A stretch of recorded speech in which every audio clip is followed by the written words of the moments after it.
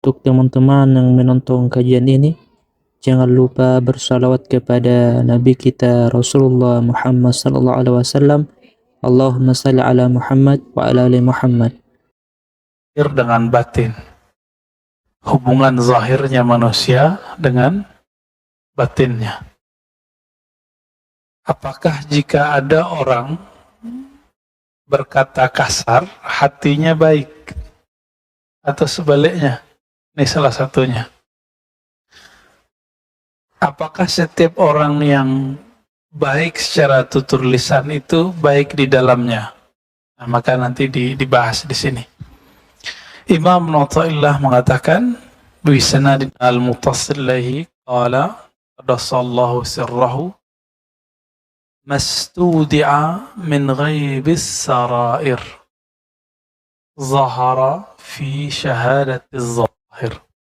Sebelumnya mari kita baca surah Al-Fatihah. Semoga Allah membuka pikiran dan hati. Al-Fatihah. A'udzubillahi minasy syaitonir rajim.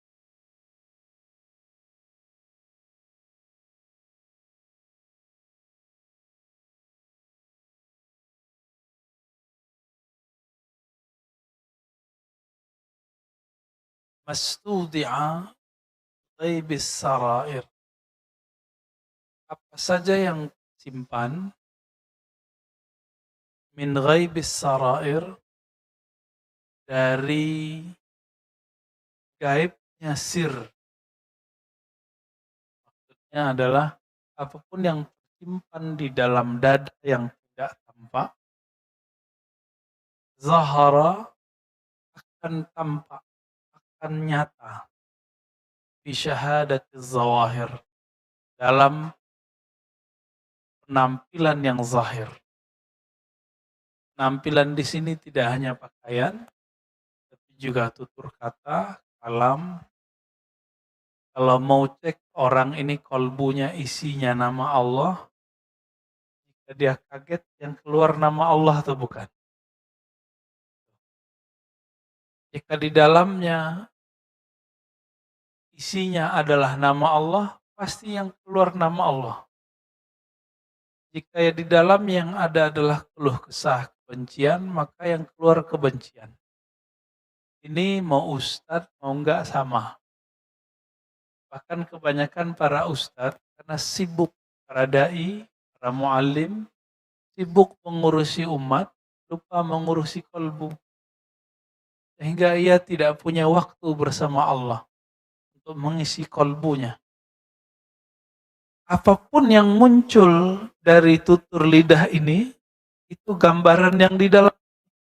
Maka kalau sudah mulai, suami istri ngomong kebun binatang, berarti di dalamnya binatang itu Pak. Ustadz da'i khutbah udah ngomong guguk, udah ngomong aduh ya, api, kambing, anjing, udah ayam, keluar semua ke kebun binatang ya. Saya khawatir sifat kebinatangan itu belum terpisah dari dalam dirinya. Belum bisa dia mengendalikannya. Maka Imam Al-Ghazali mengatakan orang begini wajib berguru lagi. Bukan malah menggurui orang.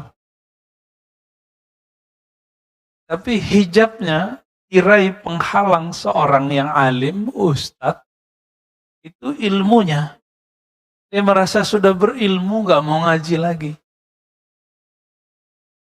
Bukankah di atas langit ada langit? Itu di buah bibir. Tapi buktinya gak ngaji-ngaji tuh.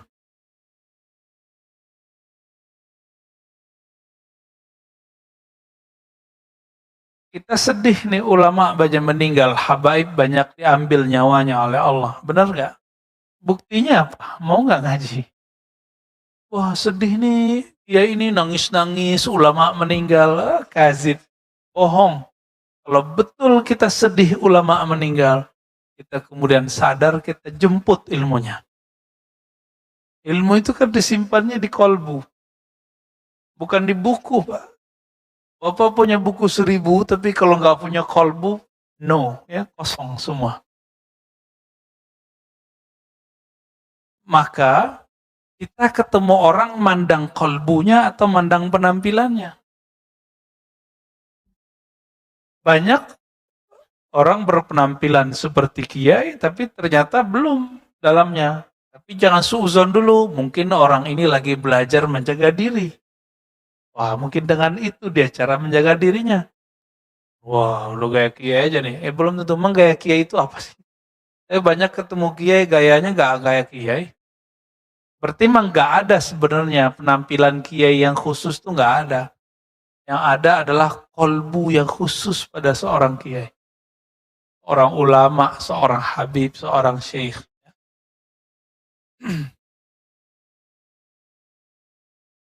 Orang di dalam kolbunya penuh kebencian, maka kalimat yang keluar apa? Benci.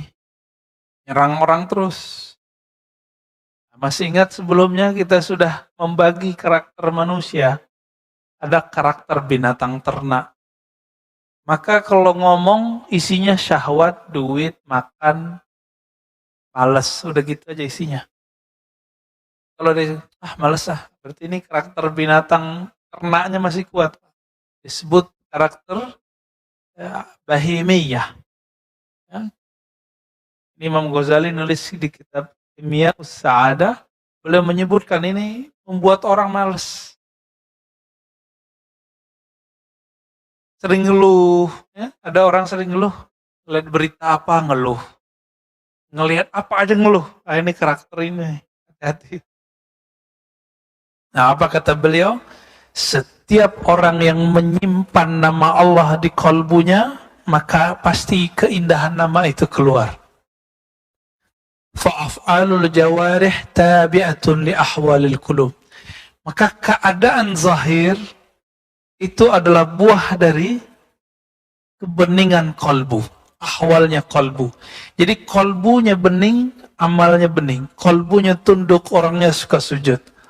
Kolbunya tawadu, orangnya suka ruku. Kolbunya terisi dengan nama-nama yang bagus, kata-kata yang indah, maka yang keluar kata-kata yang indah. Kolbunya isinya Rasulullah, sahabat Rasulullah, cinta Rasulullah, maka kita senang kajian-kajiannya. Tadi Habib siapa? Asik nggak dengarnya? Kenapa? Karena kalbunya terisi cinta Rasulullah Sallallahu Alaihi Wasallam. Oleh karena itu, karena Allah, ilmu ini ilmu kalbu. Maka dia tidak bisa dengan membaca buku terjemahan. Falazimu ahlal qulub. Maka ambillah ilmu ini dari ahli qalbu.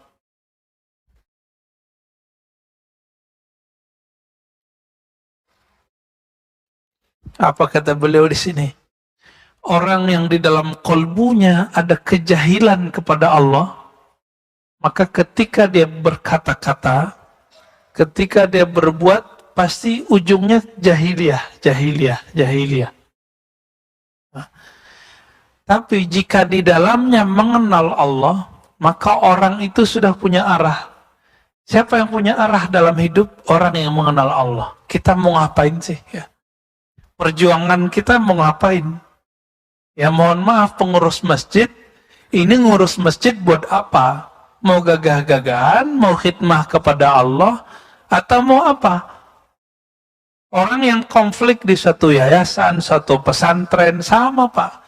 Jadi konflik seperti yang ada di satu masjid, itu di pesantren juga terjadi. Pesantren ustadz enggak semua. Ustadz semua, kejadian di mana-mana, tanya semua pesantren. Dan itu sudah lumrah.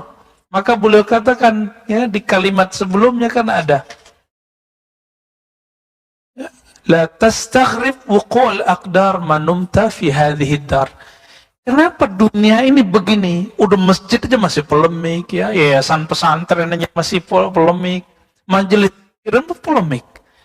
Bahkan majelis para syekh sufi yang katanya hatinya penuh dengan nama Allah, wiridan, zikir, berjamaah, itu ada konflik. Konflik internal ada. Kenapa? Setan itu kan tinggi ilmunya. Setan itu ribuan tahun zikrullah, Pak. Maka kalau orang membanggakan zikirnya, itu lewat sama setan. Jangan cukup zikir untuk ngelawan setan. Harus ada ma'rifatullah, mengenal Allah. Kalau enggak mengenal Allah, lewat sama iblis. Nah, dan ma'rifatullah itu, mengenal Allah itu basicnya satu. Akidah syariat. Maka setiap ilmu mengenal Allah yang bertentangan dengan syariat pasti batal. Tapi banyak orang yang ilmunya zahir-zahir doang, nggak mau masuk ke bagian ma'rifat ini. Pikiran kita, makanannya adalah berpikir. Berpikir mengatakan iya tidak, masa sih gitu. Badan ini makanannya yang zahir, minumannya ya ini. Kalau kalbu, makanannya apa? Nama Allah. Maka harus dilatih semua, harus dikasih, Pak.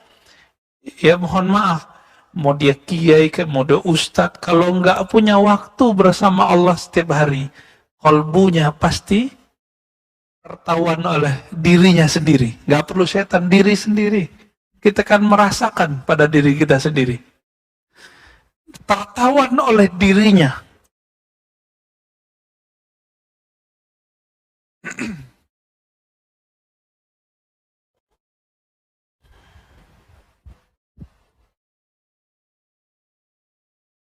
Maka orang-orang yang merasakan hal seperti itu, langkahnya cuma satu. Labudda ayyakuna lahu mursyidun yursyiduhu, murabbin yurabbih. Ya, dia mesti punya guru, pembimbing yang bisa membimbingnya. Kita sholat fisik aja ada gurunya, masa sholat rohani gak ada gurunya? Sujud secara fisik diajarin nggak sama guru kita? Tapi sujud secara rohani udah diajarin belum? Kan belum. Kenapa? Inti dari sujud itu adalah mengenal Allah, bukan hanya zikir, Pak. Nah, inilah rahasianya ketika disebut kenapa kita kalau sujud ruku baca subhana rabbiyal azim atau subhana rabbil a'la atau subhanakallahumma wa bihamdika. Ternyata ketika Nabi naik ke arsy sana, sebelum naik, Nabi melewati langit pertama, langit kedua, ketiga, keempat, sampai ketujuh. Apa kata beliau? Yang saya dengar, malaikat, ada satu malaikat, dia kalau berzikir, subhanal aliyal a'la, subhana rabbiyal a'la, subhanak haitsu kunta, subhanaka haitsu kunta, subhanak. Isinya para malaikat itu subhanallah, subhanallah, subhanallah. Ketika kita sholat, baca subhanallah, subhana rabbil azim, subhana rabbil a'la, itu udah sama kayak ibadah seluruh malaikat yang ada di langit sana, Pak. Syaratnya satu, mengenal yang kita sebut, yaitu Allah subhanahu wa ta'ala. Malaikat itu dari awal dicipta bacanya satu aja, subhana rabbil a'la wa bihamdi, subhana rabbil azim bihamdi. Apa? Jadi malaikat A subhana rabbil a'la, malaikat B subhana rabbil azim, malaikat ini subhana rabbil azim bihamdi. Semakin banyak zikirnya, semakin mulia malaikat itu. Nanti akan semakin banyak sayapnya. Apa kata Rasulullah ketika aku naik, dalam hadis Imam Tabrani, hadisnya hasan, naik ke langit, Allah mi'rajkan, aku melihat ada seorang malaikat. Jika dia ingin menembus langit dan bumi sekejap, maka dia akan menembusnya. Jika dia ingin menutup langit dan bumi sekejap, dia akan menutupnya. Lalu aku berkata, zikir yang aku dengar darinya adalah subhanaka haitsu kunta. Apa terjemahannya itu? Maha suci, maha hebat engkau ya Allah, sehebat menurutmu, bukan menurutku. Inilah makna subhanallah. Allah maha suci, perlu kita sucikan. Maka kesuciannya Allah karena dialah yang suci. Maksudnya, dibolak-balik gitu ya. Allah itu suci bukan karena kita baca subhanallah. Gitu. Tanpa kita baca subhanallah, Allah sudah suci belum? Maka kalimat ini bukan untuk mensucikan Allah, tapi untuk menyatakan, aku betul-betul meyakini ya Allah, Engkau maha suci. Itu maknanya. Jadi tolong diluruskan, tasbih-tasbih kita selama ini, bukan kita sedang membersihkan Allah. Allah nggak butuh. Allah nggak butuh, Pak. Yang perlu dibersihkan, kalbu ini, dengan nama Allah itu. Jadi mulailah sholat, lalu mengilmui apa yang dibaca dalam sholat. Nggak mesti menerjemah, Pak. Kalau menerjemah nanti bapak capek. Mengilmu yang dibaca, ini yang kita sebut bermakrifat. Makrifat kan artinya berilmu, knowledge, berpengetahuan. Ada malaikat yang memikul arash. Apa zikirnya? Allahu Akbar. Subhanallah, alhamdulillah, la ilaha illallah. Ini malaikat pemikul aras. Itulah sebabnya Nabi SAW mengatakan, ya, ini kalimat diambil oleh Nabi dua. Subhanallah, alhamdulillah, kalimatani khafifatani alal lisan. Sangat ringan dua kalimat ini bagi lisan, tapi habibatani ilar rahman. Tapi Allah yang maha rahman, yang menguasai aras, yang menguasai langit dan bumi, yang menguasai semua kalbu manusia, sangat mencintainya. Maka ciri-ciri orang yang dicintai Allah, buah bibirnya subhanallah, alhamdulillah, subhanallah, alhamdulillah. Mudah toh jadi kekasih Allah. Tinggal mau ngamalin aja, Pak. Mau gak ngamalin ini? Berarti kita sudah bahkan melewati fase-fasenya malaikat. Apa untungnya jadi manusia? Bapak Ibu ini dulu mungkin pernah kalau diperdengarkan cerita malaikat, ingin jadi malaikat aja deh. Jangan. Malaikat itu beribadah karena dia dibuat seperti itu.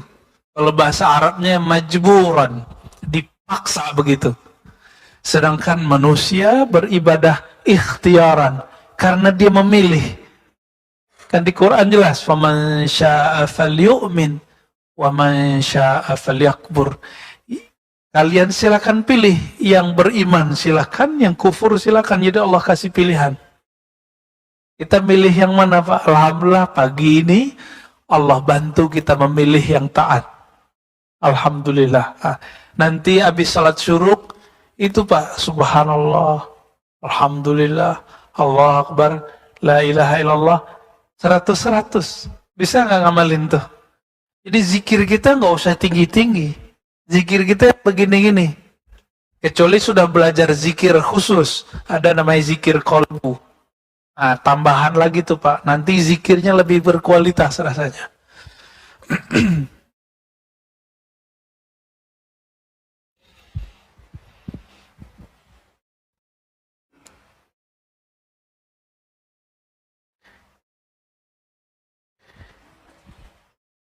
Jika di dunia itu banyak orang-orang yang mengejar dunia, tapi sebelum mereka mengejar dunia, ada yang minta doa dulu kepada ahli kolbu, benar nggak? Orang, ini saya pernah cerita juga, sebelum nyalon jadi anggota DPR, datang ke siapa? Ke kiai nggak? Si kiainya nggak suka dunia. Udah jadi gubernur dia, udah jadi anggota DPR, nanti minta doa lagi supaya posisinya aman. Mintanya ke siapa? Nah, maka ini pejabat-pejabat, artis-artis, pedagang-pedagang, pengusaha-pengusaha, kata Imam Syafani, dan itu terbukti sampai hari ini. Jika ia mendekati orang alim, ahli zikir, ahli kolbu, niatnya bukanlah ingin mengenal Allah kebanyakan, tapi ingin mempertahankan posisinya di dunia. Kenapa? Di kolbunya hanya ada ma'rifatud dunia, mengenal dunia, cinta dunia. Tapi dia mintanya kepada, ini plus juga Pak, masih syukur dan minta kepada wali Allah, coba mintanya ke dukun. Nah, ini kejadian kan, artis-artis punya guru spiritual yang barusan meninggal ini, ritualnya pakai apa tuh, narkoba ya. Ini narkoba kok bisa tembus ke Masjidil Haram. Jadi pergi umroh, dia nyabu Pak di sono. Nggak tahu pakai sabu atau apa di sono ya.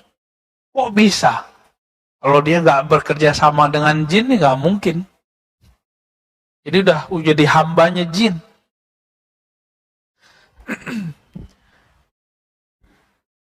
Di antara orang alim, kenapa ada orang alim yang berkarisma? Kita lihat.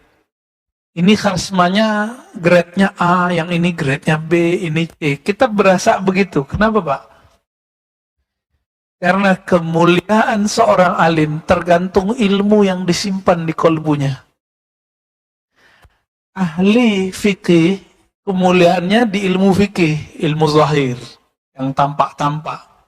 Maka ilmu yang tidak tampak, dia nggak bisa bahas. Jadi ahli fikih itu nggak akan bisa membahas soal khusyuk. Kalau dia bahas soal khusyuk, kita ketawa. Atau malah nyusahin orang. Ciri-ciri ahli fikih kalau bahas soal khusyuk apa?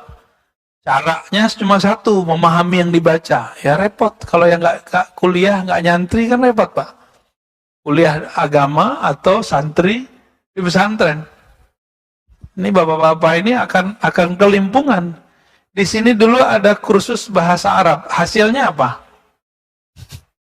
Ya? Kita bertahun-tahun ngaji Pak. Banyak yang nggak jadi di pesantren. Tanya teman-teman kita yang tamat pesantren. 6 tahun, 7 tahun di pesantren, pas kuliah hilang.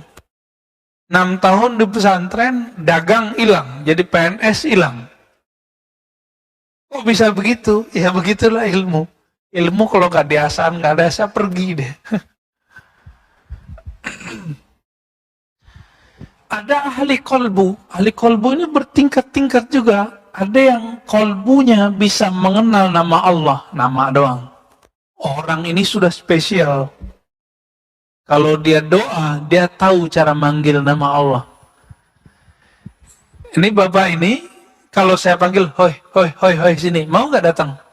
Pasti nggak mau datang. Ya, ada seorang tamu saya datang ke tempat pusat kajian kita di Ciputat. Dia udah ngerasa sesuatu ya. Datang ke saya, terus tasnya di belakang. Dia trek-trekin orang belakang, sini, tas gua. Ya orang bingung, kamu manggil siapa? Sebanyak itu orang di dalam. Nggak ada yang mau ngambilin, akhirnya dia ngambil sendiri tasnya. Kenapa? Karena nggak memanggil dengan nama. Itu baru makhluk, apalagi Allah. Allah itu mengatakannya, walillahil asma'ul husna. Allah punya nama-nama yang indah. Nah, maka ada rumus Pak, silakan dijadikan kaidah dalam diri kita. Apa kaidahnya? Pengenalanmu kepada Allah dimulai dari pengenalanmu dengan nama Allah. Nah, seberapa banyak nama Allah kita kenal, sebanyak itulah pengenalan kita kepada Allah. Ini level 1 Pak. Orang di sini udah jadi kekasih Allah udah wali Allah orang begini. Jadi dia tahu nama Allah. Maka jika dia berdoa, dia memanggil, itu bukan dengan lisannya dia memanggil, tapi dengan kolbunya. Kenapa? Karena Allah hanya memandang kolbu, tidak pernah memandang lisan. Innallaha yanzuru ila qulubikum. Maka orang ini sibuk mengisi kolbunya, bukan mengisi lisannya. Hamba bersamakan Allah, coba orientasi kajian kita sekarang, orientasi mewarnai kolbu, mengisi kolbu. Apa yang dipandang cuma kolbu, yanzuru ila qulubikum, udah jelas itu dalam hadis yang sahih. Allah cuma pandang kolbu. Maka jangan berpakaian, berpenampilan kecuali niatnya untuk menjaga kolbu. Nah ini kan berat nih, pakai gamis kayak saya ini misalnya ngerasa diri suci kan repot. Padahal pakaian begini ya orang nggak bener juga di Arab pakai baju begini Pak. Tapi karena saya punya memori, guru saya waktu ngajar dulu bajunya begini.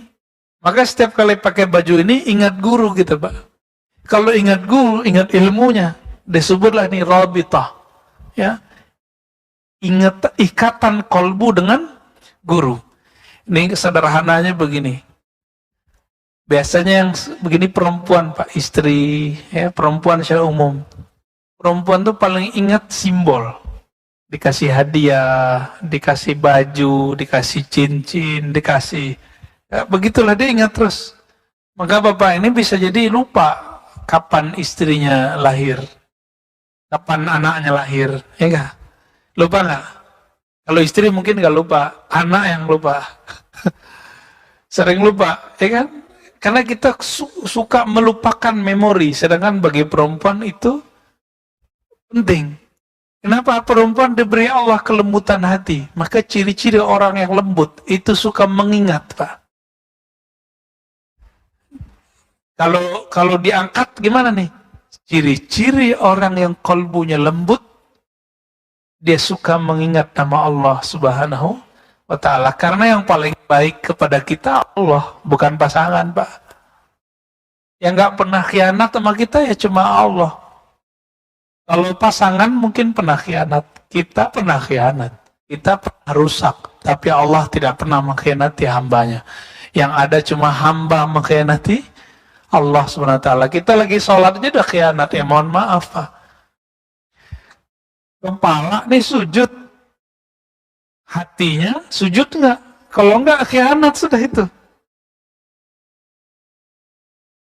Kepalanya ruku. Ruku itu adalah ta'zim, menghabiskan ego, menghormati, respek kepada Allah Subhanahu wa Ta'ala. Tapi kolbunya kok enggak? Banyak orang sujud merasa sujudnya paling bagus, samping kiri kanannya enggak bagus. Nah, kan kenal lagi tuh. Ada setan sholat, ada kita udah masuk sholat, dia masuk. Nah, ciri-cirinya satu. Kita suka mengingat yang bukan berkaitan dengan Allah. Ketemulah di hadis Nabi bahwa ternyata syaitan itu berbicara ketika kita sholat. Uzkur kaza. Kamu ingatlah ini. Kamu ingat gak ini? Ingat gak ini? Maka tiba-tiba kau imamnya udah ruku gitu kan? Kejadian gak? Ya, tapi dan udah nyampe di sini, alhamdulillah lah ya. Alhamdulillah. Ada orang yang menyimpan di kolbunya bukan hanya sekedar nama-nama Allah, tapi dia menyimpan kenangan tentang sifat-sifat Allah. Nah, ini kolbunya naik lagi nih. Orang ini, jadi jika ada dua kiai beradu doa, satu ingin memenangkan A, satu ingin memenangkan B. Yang menang yang mana Pak? Kolbunya.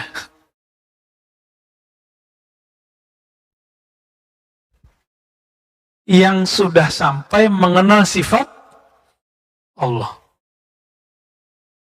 Jadi satu kali dulu, waktu pemilu-pemilu dulu, seorang kiai saya ngomong, ini kita ini rame di dunia nih.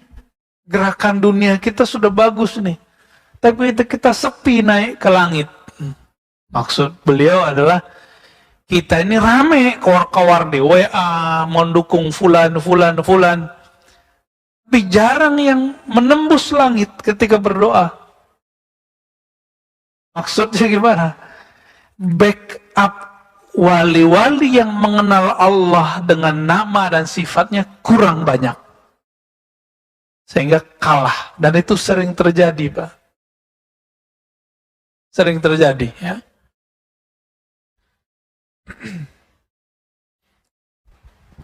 Di antara wali-wali itu ada yang paling tinggi. Jika di masa kenabian, nabilah orangnya. Jika setelah masa kenabian, maka wali yang disebut Al-Ghaus, Al-Qutub Al-Ghaus. Yang mana suatu wilayah akan diberi hujan karena doanya. Bala diangkat, nggak diangkat, kalau diangkat tangan, Pak. Berarti sekarang beliau belum angkat tangannya. Corona masih ada kan? Benar nggak? Imam kita kena apa? Kurang yakin apa lagi? Cuma jangan terlalu horor, jangan terlalu sering-sering nonton berita. Saya sarankan cukup seperlunya aja, Pak. Kalau perlu nggak usah nonton, kita sama-sama tahu aja lah. Ya, ya sama-sama tahu aja. Kalau emang COVID ada kok, bahkan bermutasi cepat sekali. Dia flu, tapi lebih ganas, kira-kira begitu. Kalau Donald Trump bilangnya apa? Fluhan ya, sekarang udah pindah dia, Pak. Udah dipecat deh oleh masyarakatnya sendiri. Itu kejadiannya Amerika kan lucu, Pak. Negara demokrasi katanya, ya, tapi anarkis, benar nggak? Ini kan kasihan juga kita. Ini resiko demokrasi, tapi demokrasi gitu-gitu aja, jarang terjadi penggulingan, itu jarang. Kembali ke teks ini. Jika ada orang, ada lagi yang lebih tinggi nih yang tadi nih. Di masanya, dia mengenal rahasia zat Allah Subhanahu wa Ta'ala, maka orang inilah nabi di zamannya. Kalau hidup di zaman kita masih ada nabi nggak? Nggak ada nabi. Maka kita sering kasih tahu, Nabi Isa kalau turun nanti, walaupun beliau seorang nabi, tapi pangkat itu nggak berlaku. Beliau nabi, iya, tapi pangkat itu nggak berlaku. Bahkan beliau nanti bertugas menutup kewalian umat Nabi Muhammad. Betapa canggih dan mulianya umat kita. Penutup kewaliannya adalah seorang nabi, yaitu Nabi Isa alaihissalatu wassalam. Ini kolbu-kolbu para nabi dan wali-wali yang agung itu isinya adalah mengenal zat Allah SWT. Yang kalau mengenal ini gak bisa dibahasakan dengan bahasa yang mudah. Salah ngomong dikit bisa zindik, Pak. Ya. Nah, di antara mereka ini, jika beradu nih, Pak, kiai yang mengenal asma, kiai yang mengenal sifat, kiai yang mengenal zat. Kalau beradu doa di langit, siapa yang menang? Yang mengenal zat Allah. Ya samalah di dunia ini, orang yang megang wali kota, orang yang megang gubernur, sama yang megang presiden, mana yang menang? Nah, kira-kira begitu, Pak. Paham di situ ya?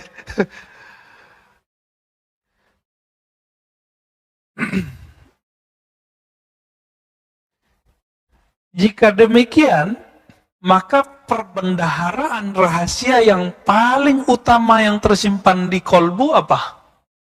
Mengenal dunia atau mengenal Allah? Mengenal Allah pastinya. Ya. Di antara kita nih, mungkin Bapak ini ada yang doktor, ada yang MA, ada yang direktur tadinya, ada yang ini dan itu, ada yang kaya, tajir, tapi bisa jadi imam nggak? Kenapa? Nggak bisa, karena di kolbunya tidak ada Al-Quran 30 juz. Yang maju ke depan yang 30 juz. Karena kolbunya ini membuat beliau Allah tempatkan di depan. Kira-kira seperti itu, ya. Mau atasan, tetap aja ya, di belakang, mohon maaf, bokongnya imam. Benar gak Pak Mirwan? Kenapa? Karena beliau punya Al-Quran. Al-Quran itu kalam Allah. Nah, inilah maknanya. Jadi orang itu mulia sebanyak apa aset-aset Allah ada dalam dirinya. Gitu. Yang membuat dia bisa berkoneksi dengan Allah Subhanahu wa ta'ala. Sebanyak itulah, setinggi itulah kemuliaannya di sisi Allah Subhanahu wa ta'ala. Sampai jam berapa, Pak? Saya ada 2 menit. Oke, mau tanya jawab? Waduh, belum nambah hikam nih, Pak, baru 1. Tapi ini sudah mengena sekali, saya pun sangat terpukul dengan kalimat ini. Ya, sangat tertampar dengan kalimat ini. Karena hari-hari kita lebih banyak sibuk dengan selain Allah daripada dengan Allah. Ya, ngeceknya pas sholat aja, Pak. Kalau sholat udah mulai nggak nikmat, wah berarti saya udah ngerasa kebanyakan ngapain nih, nonton Joe Biden nih kan. Ya, baik. Silakan Bapak senamakan Allah, ikhwan fillah, jika ada yang mau disisihkan, ditanyakan, tafadhol. Ya. Sedangkan yang kedua, karakter yang mana? Masih ingat? Karakter binatang buas. Aku binatang buas ini mau cari kesalahan orang terus. Ingin menguasai orang terus. Ini kelihatan dari diksi-diksi kalimatnya. Kalau dia seorang suami istri, pengennya menguasai pasangannya, pengennya menghardik pasangannya, pengen nyari kesalahan di keluarga. Jadi di rumah tuh nggak ada yang nyaman. Jadi kenapa di rumah kita sering tengkar misalnya, itu karena karakter ini masih dipelihara. Kalau dia seorang guru, seorang mu'alim, seorang ustadz, maka mimbar-mimbar jadi kotor, Pak. Mimbar-mimbar jadi kotor. Cuma karena beda politik, kalimat sesat keluar. Kalimat-kalimat kafir keluar. Nah, hati-hati ini. Ini kita sudah melalui di tahun-tahun sebelumnya. Semoga tahun ke depan nggak terjadi lagi itu. Berapa banyak kantor-kantor di zaman-zaman pemilu kada sebelumnya, masjidnya itu betul-betul bikin sakit telinga, Pak. Sampai beberapa sahabat saya udah nggak mau lagi Jumatan. Kenapa nggak mau Jumatan, kita tanya. Ya, bikin dosa, Ustaz. Apa yang terjadi? Oh, ternyata masjid, mimbarnya sudah menjadi ajang orang menyampaikan luapan emosinya. Nah, ini menyedihkan.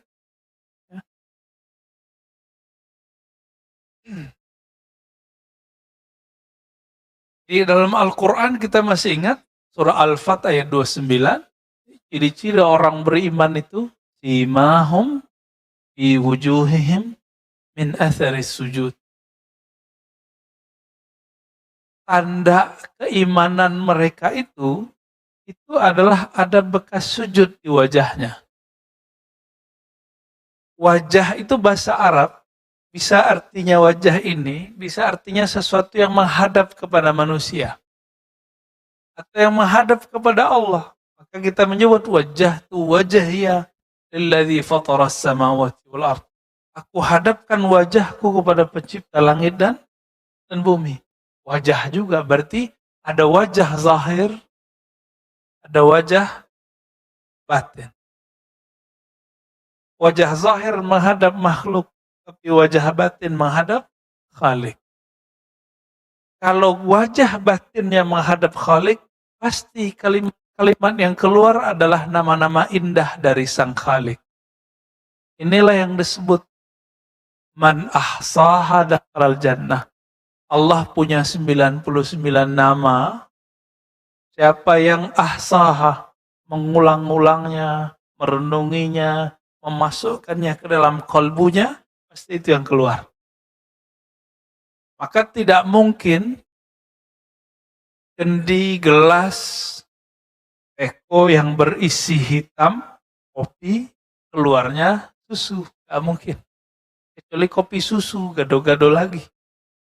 Isinya air menelar, putih bening, pasti keluar bening. Jadi kita nggak usah kemudian menilai orang, cukup kita nilai diri kita sendiri. Saya kalau dengerin khutbah itu kadang ngeri-ngeri sedap. Ngeri khutbah.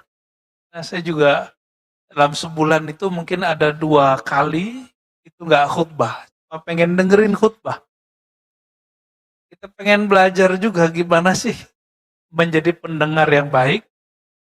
Biasanya didengerin orang mulu, kita serem juga Pak. Itu di mimbar itu ada setan juga. Setan popularitas Pak di sini. Ada setan apa lagi? Setan pengen dihargai. Makanya beberapa khotib itu marah-marah di mimbar ngelihat jamaahnya tidur. Dia nggak usah marah ya. Kadang-kadang orang merem, dia denger, kan bisa begitu. Kenapa dia tidak berhusnuzon kepada orang, berbaik sangka? Nah, penyakit orang hari ini suka berburuk sangka. Nah, berburuk sangka itu sifat dari yang ketiga, Pak, setan. Nah, karakter ini banyak pada kita. Jadi kita nggak usah bermusuhan sama setan dulu, bermusuhan sama diri dulu. Inna ada eka mabanyana janbay. Imam At-Tabari ketika menyebutkan bekas sujud ada di wajah mereka, sujud di situ artinya kerendahan hati. Betul kalau orang dia kuat sujudnya, jidatnya hitam, itu juga masuk. Tapi jidat hitam itu zahirnya, batinnya apa? Ada ketundukan di dalam hatinya. Sujud intinya apa? Ketundukan atau sekedar kepala kita ke bawah? Ketundukan. Maka bapak-bapak yang Allah kasih jidatnya hitam harus lebih tunduk dari kita-kita yang jidatnya gak hitam. Ya, itu amanahnya berat tuh. Ya. Kadang-kadang setan itu ngomong, waduh, jidatmu hitam nih, kamu ahli sujud nih, hati-hati. Kita baca aja ta'awuz, a'udzubillah minasyaitonirrajim. Kadang-kadang nggak lewat jidat, Pak, lewat kopiah. Kadang lewat baju, kadang lewat sarung, kadang lewat serban. Tergantung setannya mau masuk dari mana. Karena setan mengalir dalam semua pembuluh darah kita. Jadi nggak ada yang selamat Pak di sini. Jadi kita mau gimana aja jadi wali Allah, tetap masuk tuh setannya. Hanya satu yang tidak bisa diakses oleh setan, qalbu. Nah, saya sudah pernah sebutkan sebelumnya, Imam Suhrawardi mengatakan dalam kitab Awariful Ma'arif, setan iblis itu meminta izin kepada Allah, ya Allah izinkan aku untuk bisa masuk kepada kalbu manusia, akses was-was kalbu manusia. Apa kata Allah? Tidak boleh, ya, tidak diizinkan. Kenapa? Kalbu itu hanya tempat nama Allah. Di sini kelihatan Pak, iblis itu dari dulu pengen ngambil kekuasaan Allah gitu. Kenapa iblis itu jadi iblis? Karena dia ingin menjadi sekutunya Allah. Maka Allah kasih tahu, kamu hanya dapat izin masuk melalui pembuluh darah hambaku. Gak boleh masuk ke kolbu. Kolbu itu raja. Jadi iblis itu karena keinginannya menyaingi Allah, maka dia terlaknat di sisi Allah Subhanahu wa Ta'ala. Tapi coba dilihat di sini, iblis bisa ngomong kepada Allah nggak? Berarti iblis itu secara kasar, penyingkapan rohani, itu dia bisa bertemu Allah. Maka tidak jaminan orang yang dibukakan kolbunya, pikirannya alam gaib, lalu dia jadi benar. Itu sebabnya ilmu-ilmu kebatinan tidak selalu membuat orang dapat hidayah. Kenapa? Kadang-kadang kemampuan dia mengakses alam gaib itu membuat dia tambah sombong. Nah, sekarang agak menyeramkan ini. Di YouTube itu banyak sekali sekarang konten-konten yang berisi kebatinan. Akhirnya semua orang bisa mengakses. Ya, ke depan lihat aja Pak, bahkan banyak orang aneh-aneh nanti ngomong aneh aja ya. Jadi Imam At-Tabari menyebutkan selain bermakna bekas hitam di wajah, maka bekas sujud itu artinya adalah cahaya sujud. Apa itu cahaya sujud? Cahaya ketundukan. Nah, maka ciri-ciri orang yang punya pribadi sujud, dia suka ngalah. Ngalah itu bukan berarti kalah, sepakat nggak? Nabi berapa kali ngalah? Ngalah dari orang Taif. Akhirnya anak-anak orang Taif jadi mukmin semua. Yang kedua, ngalah dari orang kampungnya, Makkah. Akhirnya orang Mekah menjadi Muslim semua. Kapan Nabi ngalah dari orang Mekah? 2 kali. Pertama saat beliau keluar. Ngalah itu. Gak mau polemik. Yang kedua, tahun ke-6 Hijriah. Udah nyampe di gerbang Mekah, diusir. Kira-kira gimana Pak? Kita banyak nih, rame nih. Kita hancurkan Mekah bisa? Umar mengatakan, ya Rasulullah, apakah agama kita benar? Apakah engkau benar-benar Rasul? Kok ngalah gitu? Jadi dalam pikiran Sayyidina Umar, benar itu mesti menang. Sedangkan dalam targetnya Nabi, menang itu belum tentu benar. Ya, gimana yang dicari? Cari kemenangan dengan cara yang benar. Ternyata itu tahun ke-6, baru terbuka 2 tahun lagi. Tahun ke-8 tidak banyak, boleh dikatakan tidak ada pertumpahan darah kecuali yang melanggar perjanjian. Menang benar itu Nabi. Maka kadang-kadang orang-orang, ya mohon maaf, anak-anak muda itu kalau berjuang punya harokah itu nggak sabaran, maunya berontak aja ya. Nah, ini kolbunya belum dirawat sebenarnya. Nah, kita dulu juga begitu.